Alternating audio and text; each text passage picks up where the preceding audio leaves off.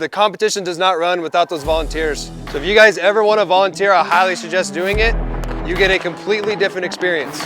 Volunteer is probably one of the coolest things to do at the tactical games because you get the behind the scenes of everything. Not only do you get to watch the competitors, see the gear that they use, understand how they're training because you can ask them questions and talk to them all day, but you understand and you learn the do's and the don't do's, and especially you learn the what not to do. You see stuff happen in the middle of a battle and you're like, ooh, I don't want to do that. Those are just easy key points that you can learn from. I've been on the staff and volunteer side for 12 or 13, 14 events. I have learned more as a staff and a volunteer than I have as an athlete doing the sport. Being able to talk to the athletes over shooting cadences, where they're aiming, the different types of workouts that they do to train for this.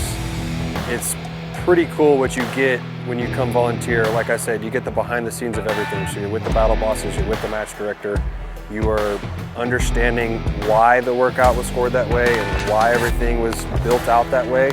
You don't necessarily get all that as an athlete. You're out there just to compete and we're gonna get your score. And also as a volunteer, if you volunteer both days, you get a free entry to a tactical game. So if one of your barriers of entry is money or time or something like that, if you came and donated your time to the tactical games for the weekend, they give you an event on the back side of that. So you can email us back and say, hey, I'd like to use my free event at the next one or at one of the ones later in the year, and we'll sign you up for that. We'll get you in. So it's donating a weekend of your time gets you a free weekend of competition, and I personally think that that's super cool.